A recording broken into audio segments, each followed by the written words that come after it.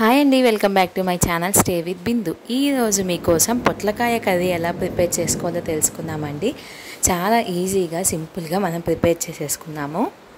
నేను ఇక్కడ చూపించే సైజులో పొట్లకాయ అనేది తీసుకున్నానండి. దాన్ని మనం పైన చాక్తో ఈ విధంగా మనం గీకుతూ ఉంటే ఇట్లా వైట్ లేయర్ అనేది ఒకటి వస్తుందండి. అది మొత్తం మనం తీసేయాలి. మొత్తం తీసేసి వాష్ చేయాల్సిన అవసరం లేదండి. ఫస్ట్ అయితే ఇట్లా చిన్న చిన్న పీసెస్గా మనం కట్ చేసేసుకున్నాము.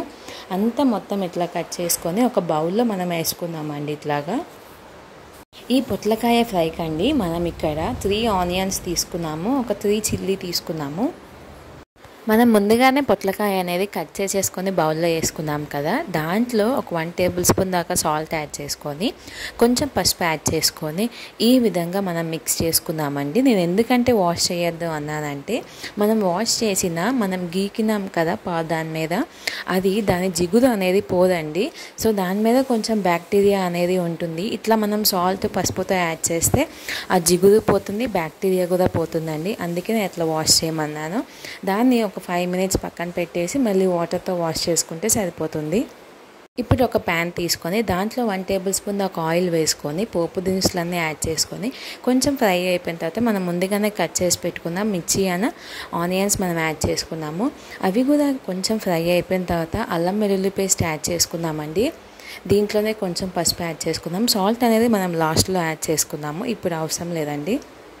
మనం వాష్ చేసి పెట్టుకున్నాం కదా పొట్లకాయ, దాన్ని మనం ఇట్లాగా మొత్తం దీంట్లో వేసేసి ఫ్రై చేసేసుకున్నాము.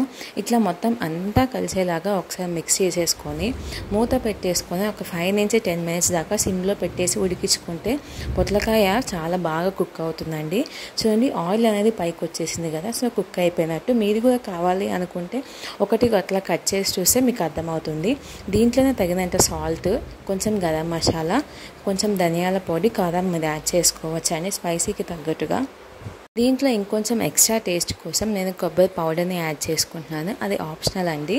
ఇట్లాగా లాస్ట్లో కొత్తిమీర యాడ్ చేసుకొని ఒక 2 మినిట్స్ అట్లాగా మనం ఫ్రై చేసుకుంటే పొట్లకాయ ఫ్రై అనేది మనకి ప్రిపేర్ అయిపోతుందండి.